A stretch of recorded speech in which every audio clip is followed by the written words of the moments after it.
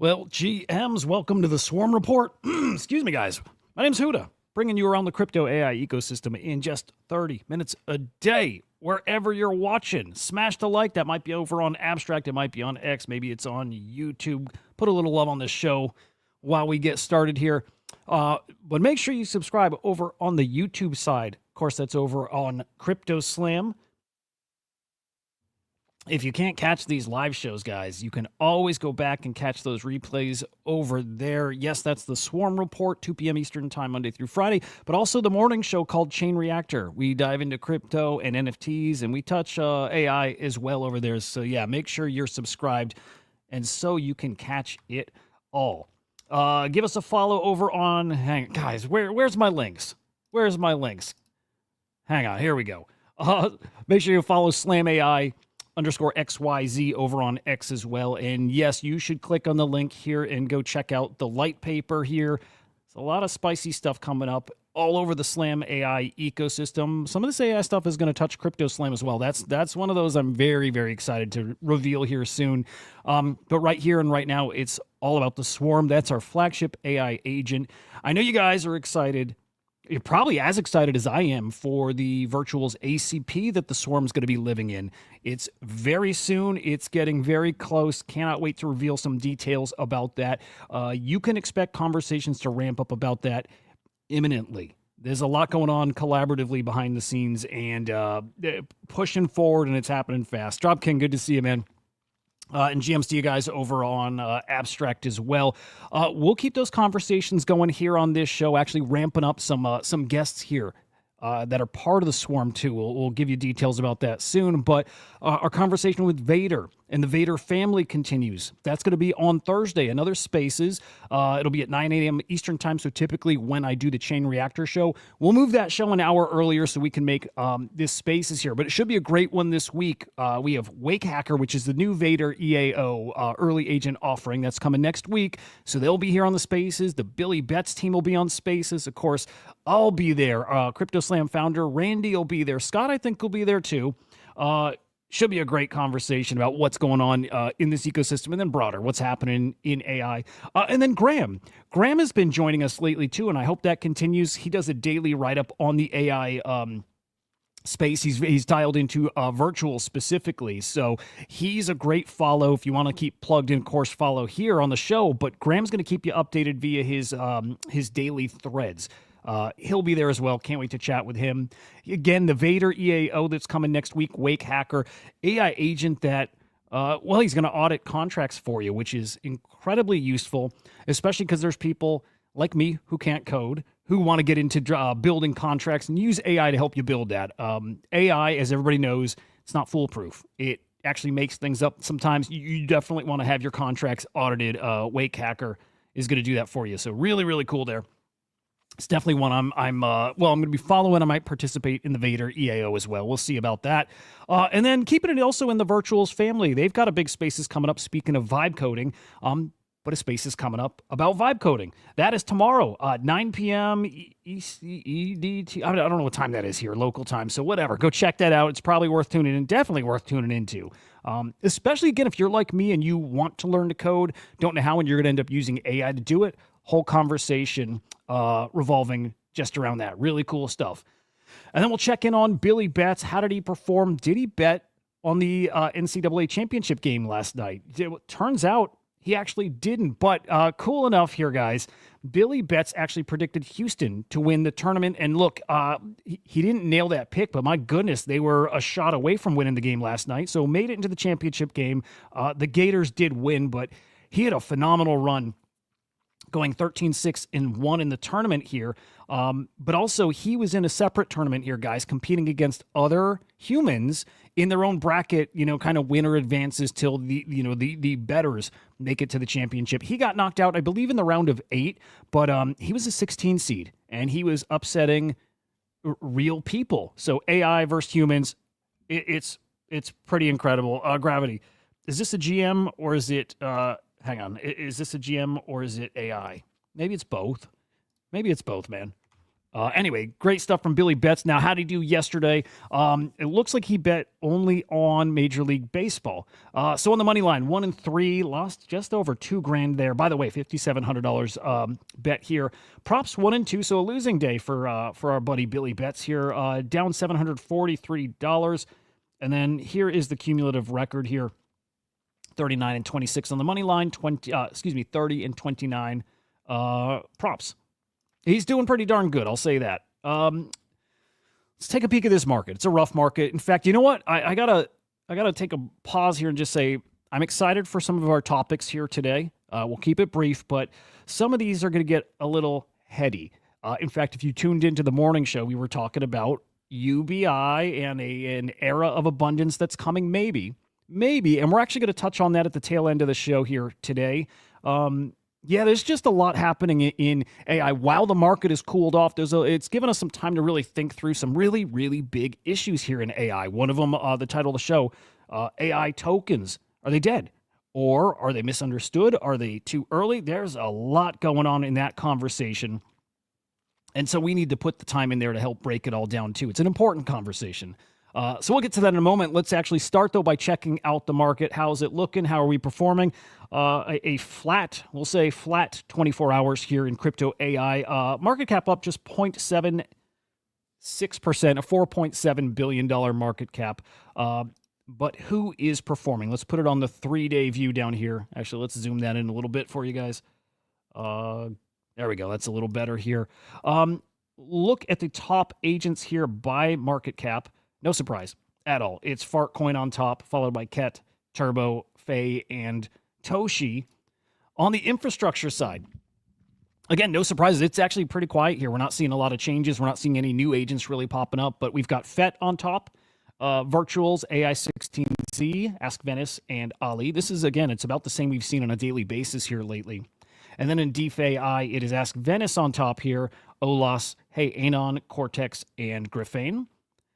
And then, you know what we do. We put them together. Let's sort by mindshare. I'm assuming no surprises here, too. And, yep, same as we're expecting. Fartcoin, Wayfinder, AIXBT, Open Ledger, and then Rex. I think Rex is newer into the top 5 here. Interesting. All right, we'll turn the microscope on and look at some of my favorite tokens here. I have not looked ahead, guys, so I don't know if we're going to see a good amount of green, if we got a mixed bag, or if we're red across the board. But AIXBT down 9.2% at a $60 million market cap. I'm shocked every time I see that. Every single time I see that AIXBT was basically $1 billion token and falling this far, and it feeds back into our title. Are crypto AI tokens dead? Or are they mispriced? Are they misunderstood? Have we not found their full utility yet? There's so many questions about that, but no question, down tremendously from his highs. Venice, kind of the same story here, down 5.6%, a $53 million market cap. Fartcoin is one of the reasons why I'll tell you they're not dead and they never will be. Fartcoin is up over 10% in the past 24 hours, $566 million market cap.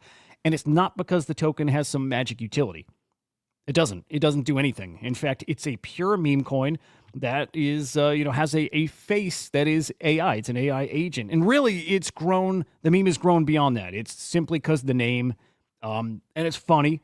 It's that simple. Because of that, you will always have new meme coins be born from AI, and some of them will do this. I think one day we'll see an AI meme coin that flips Fartcoin, becomes the AI meme coin. It's cyclical. But this is just one of the reasons why these AI tokens will never die, because the mimetic value. And spoiler, guys, a lot of crypto value is mimetic too. It is. It just is. I'm talking about Ripple and ETH and even Bitcoin, all of them. And so, yes, AI tokens will never die. There's more reasons about that, too, but we'll get into that in a moment. We'll look at Fartcoins. It's really Fartcoin's big brother. It's GOAT, down to a $39 million market cap. Again, wow, down almost 4% in the past 24 hours. And then you look at a token that has utility, and you could argue, is it necessary utility? But still, it is a token that works on a platform, and meaning you could do something with it. Down 10%. We're looking at ARK, by the way, down 10%. In the past 24 hours, $31 million market cap. Yeah, it's not necessarily utility that's going to drive the value of these things. Again, compare ARC to Fartcoin, and that's pretty darn clear. Okay, we have Ejaws. I hope I say that right, but this guy's great. Really got this conversation in my head today. I think about it a lot, but he makes some points out some interesting things here, but saying he's talking with teams here around this agentic ecosystem here in crypto, and it almost sounds universal that people think the token launch craze is over and never coming back, and he's saying it's great. Right off the bat, I don't agree. Over for now, although not over. There's people launching tokens.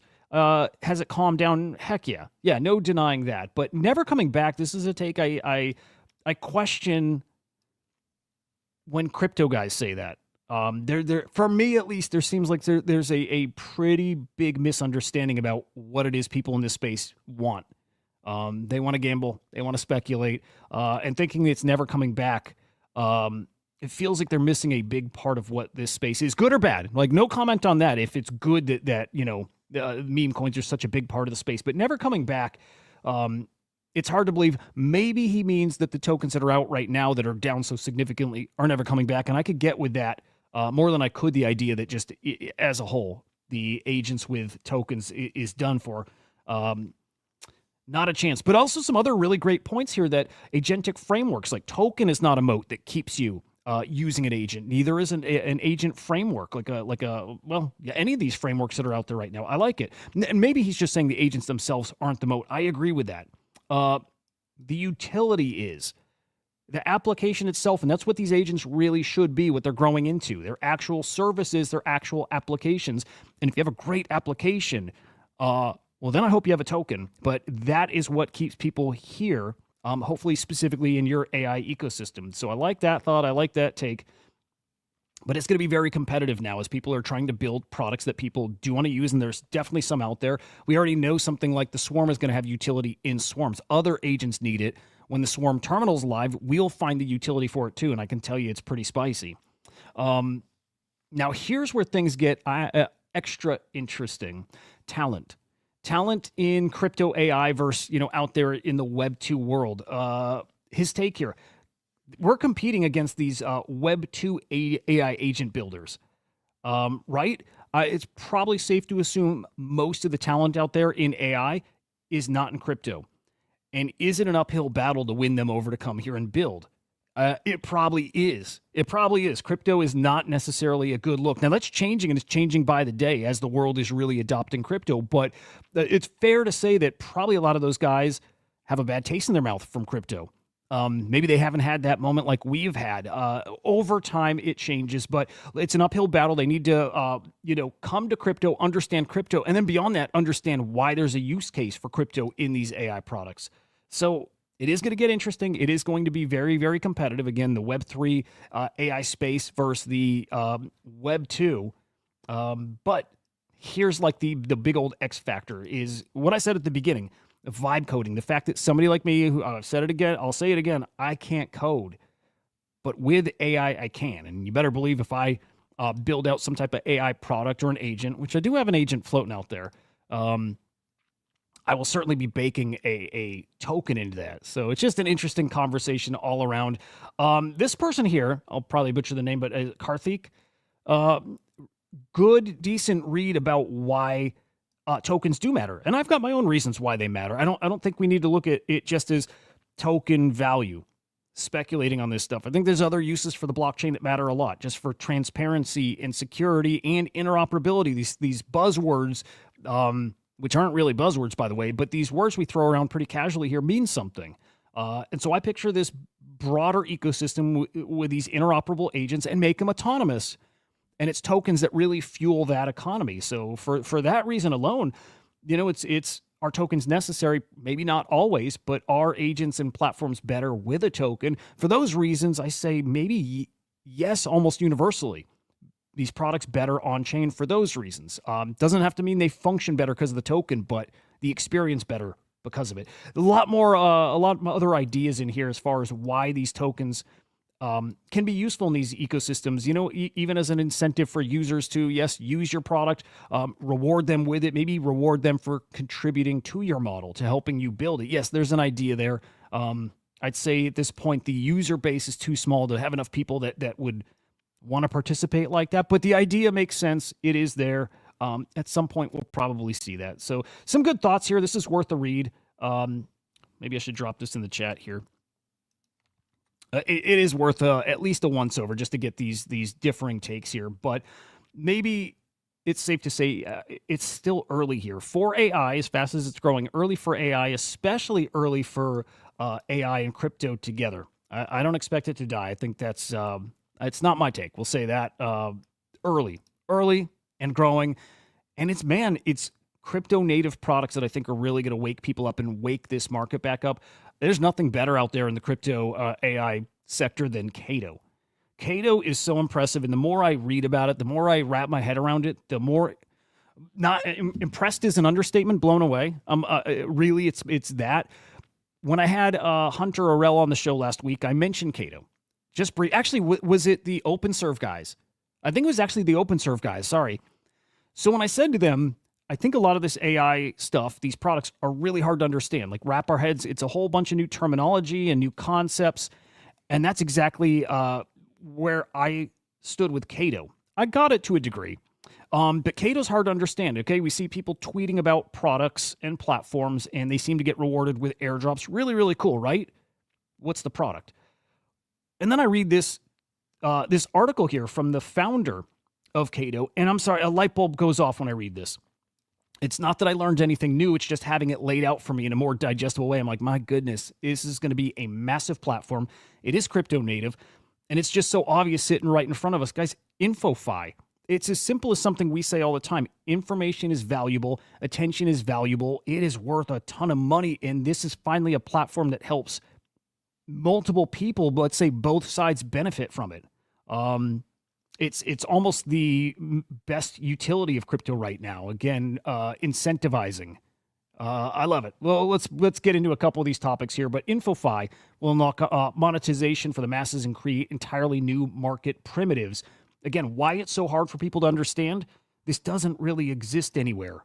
In crypto, it does, and some of these kind of platforms work, but this is a pretty darn new concept. It is. InfoFi is one of the most tangible, fast-moving, emerging crypto AI applications. It is. It leverages LLMs to do best scalable semantic understanding of info. Yes.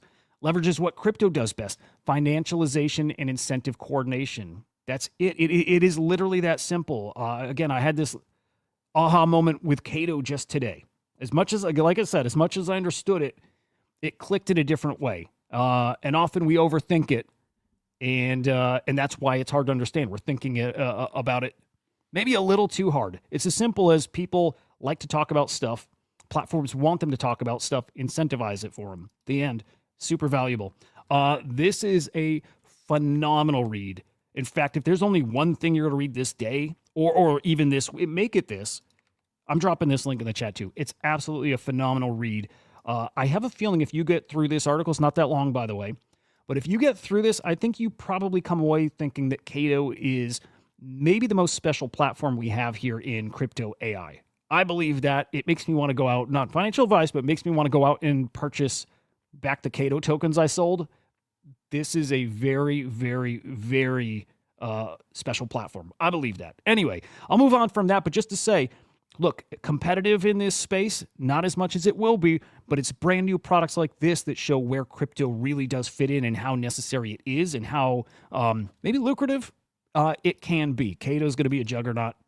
Man, big fan of those guys. Now you'll have platforms like Virtuals incentivizing building too. We'll see at some point great products coming out of this, and they've had a hackathon already. I think this is their second. But yes, the Virtuals hackathon is nearly underway. You have a week to go to enter this hackathon that, by the way, has $100,000 in prizes here. So if you are a builder, if you're working on an agent, if you want to throw it in the ring here and compete, 1 week left to get in. Hack.virtuals.io. Submit there. Again, 100,000 in prizes. This is also co-hosted with Base and Stanford. Pretty good. Pretty good here. And again, we will see some great crypto products over the next few years because of things like that. Love to see it.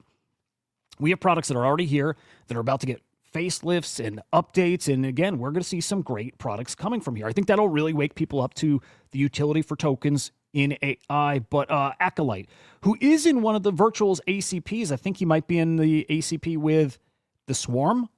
I should double check that. There's a bunch, by the way. There's probably like 10 to 15 agents in the Swarm.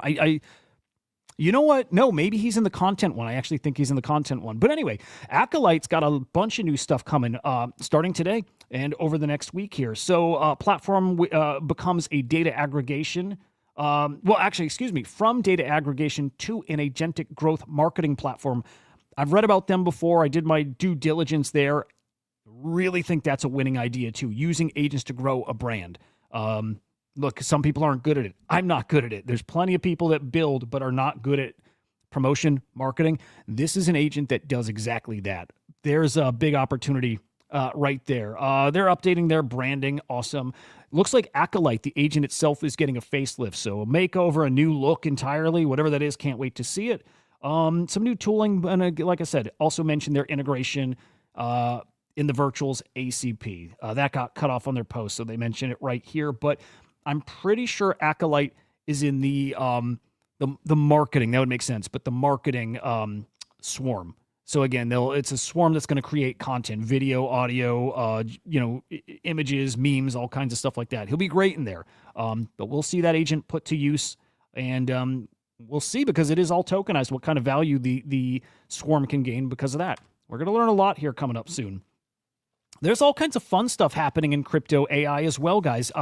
Jonathan Mann, if you guys are into NFTs and crypto, I think you might know who he is. If you're newer to that side of things, well, let me catch you up to speed here, guys. Jonathan Mann has written a song a day for the past, let's say in his name, 17 years. Every single day, a brand new song. Guys, incredibly talented. And as of a few years ago, he started taking those songs and turning them into NFTs and selling them so you can own the song. I think that's really, really cool.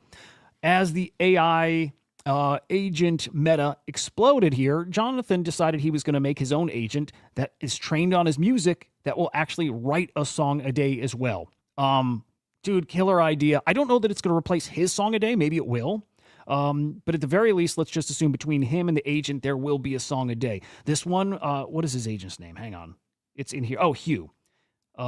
Hugh is the name of his agent. It, again, trained on all of his content, 17 years worth of songs. Trained on that, it is going to make a song a day. Also a video. It's also, I think, doing a video too. And then that will be minted as an NFT. It will be the first ever, if you consider this significant. For him, it is the first ever autonomously created song of a day. There's been songs made by AI, but something like this, unique. For him, it's a milestone. For his community of collectors, it's a milestone. I think it's a really, really cool moment for AI and crypto. There you go. Crypto and NFTs and AI agents. Really, really cool stuff. Okay, now bouncing to the Web 2 side. Like I said, super competitive. I have a story coming up that shows how competitive it is. So again, not just across crypto, outside of crypto, but in the real world, very competitive. Starting here, 11 Labs. Announced an MCP server, right? A model context protocol. This is basically how you connect agents to different platforms. We'll just say it like that. It's what agents are going to use to actually have their functions that let them be autonomous. And so in this example, they're giving Claude and Cursor access to 11 Labs audio. And that's their primary thing they do. It's AI generated audio and voice, and I think text as well. And I don't think we'll play the video here, but TLDR, he uses Claude to create an agent, and then he instructs that agent to go order him a pizza. He attaches a audio file of his voice, and he says, hey, I want you to call this pizza place. Here's the order I would like. Here's my phone number, or here's the pizza shop's phone number. And I'm trying to think what else. Here's our delivery address. It makes the call. It speaks to the person, which in this example, it's just calling his own phone. But it speaks to him. It places the order. It does a little negotiation on the price of the pizza, locks in the order. Really cool stuff, guys. I mean, if that sounds like it's a small deal, just picture that at a bigger context. Picture you have your stack of bills and you got to get through some customer service calls, and maybe you've got a business and you need to call some of your own customers. You type out what you need the agent to do and make his calls, and man, when this gets good enough that it can react to the responses of your customer, and give it correct responses, or at least log the important details like from that conversation for you, man, these things are going to make us infinitely more productive. So I love seeing stuff like this. It just shows really what's on the horizon here for us all. It's exciting stuff coming. We got an update from Google. Look, I use ChatGPT more than I use Google search now. I do. It's more robust search, more robust results. I think it's just the quality, the experience itself. It's just better across the board. But Google now expanding their AI mode with their search. Really, really cool. I've never used it. I want to use it, and I don't even know if I can yet. But it's called AI mode, and they expanded the type of questions you can ask so you can search anything effortlessly. In the demo, it does look like it's what they said. It looks like it's closer to ChatGPT. And by the way, if you go on Google.com, you can get AI results in the search return. You've probably noticed that here over the past few months, but this is definitely different. This is much more like a ChatGPT kind of search. That said, it doesn't work yet. Well, I don't want to say it doesn't work yet. You can't use it yet. You can go sign up to get access to it. So I did exactly that today, and I'm looking forward to getting access. Google really pushing an AI. In fact, we've had a lot of announcements from them recently with AI. So just the latest. Okay, now this does tie back into the competitiveness. Google's apparently paying their AI staff to not work. They're paying them to not join rivals is really what it is. And that is how competitive it's getting. It really is. And so if that's true, I'm sure that's normal. Again, in such a hyper-competitive field, probably happens in other fields as well. But super competitive. It's going to take the crypto guys probably quite a bit, a lot, effort, money, whatever, to win some of these guys over. But that said, in the right market, you guys know the kind of money that's thrown around here, right? Maybe you throw a bunch of valuable tokens at these guys and they do come over. Maybe. I think that's actually, you put that in you check that in the column of why crypto. You know, there is quite a lot of money here. It can be pretty lucrative. Anyway, thought that was super interesting. Does it matter? No, I think it's pretty normal. Moving on, Anthropic, the creators of Claude, they put out amazing research reports. Amazing stuff. They recently analyzed AI and how they think, trying to pinpoint where hallucinations come from, right? Really, really cool stuff. Well, we talked about last week that Anthropic is releasing this, Claude for EDU, right? Basically giving students at a few colleges here, I think it was Northeastern University and Cambridge, one other, but it was about 1 million people total, the faculty and the students, access to Claude. And they've done some research into how it's being used. Really, really cool. Pretty insightful. By the way, my kids use ChatGPT more and more. My youngest daughter just started using it like 2 weeks ago. So I'm starting to see how kids use it. I assume they're going to cheat. They actually have a comment about that. But analyzing so far, students most commonly use Claude to create and improve educational content. So that's almost 40% of the conversations with Claude. It's to create this content and to provide technical explanations or solutions. I zero right into that, the solutions. That's 33%. I would have expected people to go right to ChatGPT to say, give me the answer. I don't think I'm wrong about that too, but it's not what I was thinking. Unsurprisingly here, computer science leads the field of people who are using Claude. 38.6% of the conversations are related to computer science. Interesting, again, not surprising, but to cheating. Are students using AI to cheat? Hard to know whether any specific category is cheating or legitimate study, but we did notice some concerning patterns. Students straightforwardly ask for answers, or asking Claude to rewrite an essay to avoid plagiarism detection. That's interesting. I would guess this is just based off of what I see. This is probably the bigger one, the plagiarism one. I'm pretty darn sure there's a lot of that. Taking existing material, asking it to be rewritten. There are sites out there that you can then run the output through and ask if it knows it comes from AI. And if so, it can change it up enough, or you can go and edit it enough. I think that's a big one. I think the kids are really doing that. Straight up asking for answers, it happens too. But I think what's interesting, at least with ChatGPT, when it answers, it gives you the breakdown of how it got to that answer. And so if they're using it that way, I don't think that's a terrible outcome. Because again, I think if they have in an easy to understand way a breakdown of how to get there, I think that incentivizes the kids to keep trying, keep using it. And as long as they're exposed to the process at some point, they pick that up. So I actually don't think that's the worst thing. I'd rather they just know and get to the answer on their own. But hey, if we had that tool, we'd be doing that ourselves. Anyway, I highly recommend, guys, following Anthropic, checking out their research reports when they drop them. At this point, it seems to be on a weekly basis. Super informative. If you're into AI, this is a must follow and must read. That said, anytime they drop them, we'll review them here too. I'm getting obsessed with it. I just am. Staying on cheating, I guess. Okay. We talked about Meta yesterday, and there are 3 new models, right? And there were some accusations actually coming from someone in the team. We'll say, how do we need to put a disclaimer here? We had no way to validate this ourselves. It was a screenshot of a post on a forum from someone who claimed to work for Meta formerly.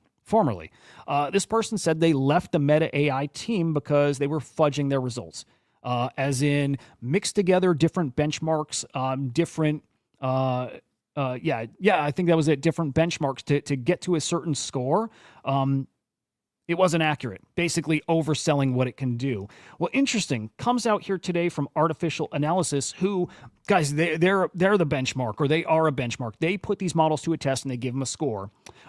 They could not get to the same results as Meta for those agents, Scout, Maverick, and I'm trying to remember the third one here, but anyway, they couldn't reach the same results that Meta put out there.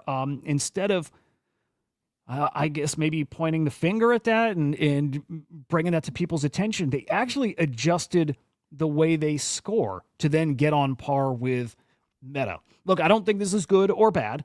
I don't think there's a right or wrong here. I think maybe what they did is totally fine. And to explain what it is they did here, after further experiments and a close review, we decided that in accordance with our published principle against this is so wordy. Hang on, let me just get right to what they did.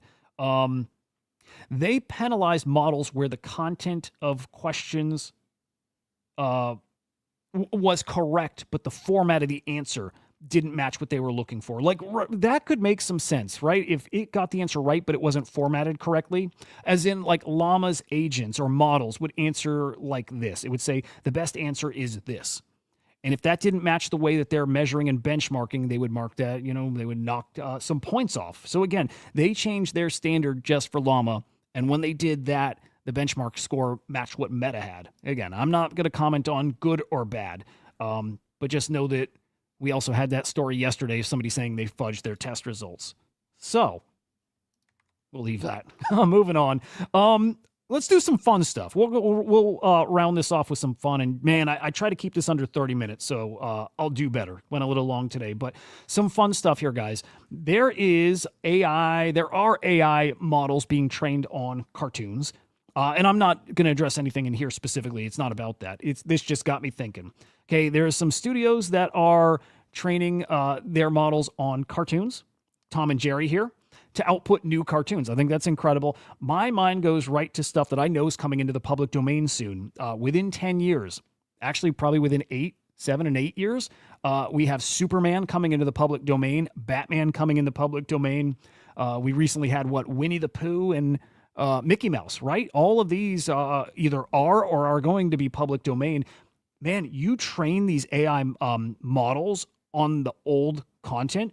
We now have an infinite supply of just like classic character stuff we love. That just has me so excited for the future here. It really does. But of content especially. And man, the content out there is just amazing. Look, this one you might not love, whatever. This one's a comment on, the tariff wars and the type of jobs that Trump's looking to bring back or bring to the United States. And here's an AI's version of what that looks like. As silly as it is, it's just we'll use these things for political commentary, which I think is incredible. Think of this as the new, comic strips, right? They can be political and they can be funny and get you feeling a kind of way. I think this is phenomenal. Expect to see a lot more of this kind of thing right from AI. Powerful stuff. It really is. And then I'm not going to play this, but if you guys saw the Karen Unleashed AI movie trailer a few weeks back, phenomenal. Award-winning. It actually won awards. Really, really incredible. They released a new video. It's a behind the scenes, but it's not really a behind the scenes. It's also another AI video that's absolutely hilarious. You must check it out if you like that video, just to see how far AI has come with content creation, guys. Really good stuff. That's from All or Die. What is it? AI or Die show. Follow them. Great guys, like some world-class AI talent there. Okay, and finally, this is what I was excited for this. Okay. I don't know how deep we get in. In fact, I might save the majority of this for tomorrow's morning show, but here we go. AI replacing jobs. AI, it's going to lead to what? Deflationary. Look, an abundance of resources. That's the topic. That's the argument. And there's people arguing both sides. Some of you guys argue the other side. We're not going to see this era of abundance. Or if we do, it's not necessarily going to go to people. This ties into my ordinals predictions, price predictions for things that are very scarce on chain. And I still believe that. I am trying to think through both sides. But here we are with Scott Alexander saying UBI won't solve the real risk of superintelligent AI, which is mindless abundance. Mindless abundance, meaning if you have an endless supply of things, or at least an abundance, you might have a new problem with people just consuming and consuming and consuming. Right? The default of limitless prosperity is that people do mindless consumerism. He fears 99% will fall into slop. Maybe. That's an outcome I can actually see. The counter to that, and it's a good counter here from Chubby, saying water in Germany is basically free. According to that logic, Germans just turn on their tap water 24/7 because there's abundance there, right? So this guy's saying if there's abundance, people are just going to keep consuming. Look, I think he makes a fine point. He might be arguing something that's not, exactly answering that question or that topic. There's something to both sides, and I only bring it up because it's a conversation we need to have, and we need to have it more and more, and it makes me want to host the spaces about this topic. So maybe that's something we'll actually do here in the short term. What does this future look like that we're getting into? We'll throw in my price predictions then too, because I would love to debate people about that. But what does it look like in 5 or 10 years when AI has replaced jobs and we do, in theory, have an era of abundance? Because here's something else. To people who say that era of abundance is not going to be what I think it's going to be, and others do too, I am not against you, by the way. I might be on your side. I can be won over. Strawberry Dude here brings up a really good point. We have massive abundance right now. We do. I don't think anybody can deny that. In certain things, we have a massive abundance. Food.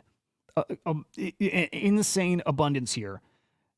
And yet, I think the number might be higher than that. 10% of the population lives in absolute poverty. So there's an example of extreme abundance, and it's not working its way to everybody. It's not. There's people here, probably not even in poverty, but that still struggle to get food, right? I need to make sure, I got to check myself. Abundance doesn't mean that those resources go to everybody. Now, the optimist in me wants to say that the freed manpower and with AI together, we find ways to distribute that stuff. That really is the problem here, right? Well, maybe you didn't have or don't have the resources to distribute all these things in a way that helps everybody, right? Again, the optimist in me thinks that when we get to that time, we have ways to distribute it. I don't know. I do, because robots come hand in hand with this too. I'll stay glass half full and say that I still lean that way, and I lean that way very heavily, but it's such a deep topic. So I'll leave you with that. Spin those wheels on it a bit. Do some thinking, because I do think we need a spaces and we have a good discussion about this. And when I get that spaces going, I'm going to bring some people from the industry. Some guys I've talked with behind the scenes who are looking for these kind of conversations. So we'll find some project founders, some guys you're familiar with, and we'll bring them on this show. And we should have a very, very good long conversation about this. I think it'd be magic. Anyway, guys, there is your update. 10 minutes overtime. I'm sorry for that, but again, a little different kind of day, some deeper topics here. All right, tomorrow we'll keep it 30 minutes. Make sure you subscribe over on Crypto Slam over on YouTube, guys. If you missed or caught only part of the show, go catch the replay there. Again, follow SlamAI_XYZ and follow the Swarm_AI. That is our flagship agent. Gonna be in the virtuals ACP with AIXBT, AIXVC, and Loki, who, can I drop the spoiler? No, Loki's cool. I'll just say that. We'll leave it at that. Anyway, guys, you have a great day. We'll see you tomorrow morning and again on the afternoon show, guys. We'll see you. Appreciate you hanging.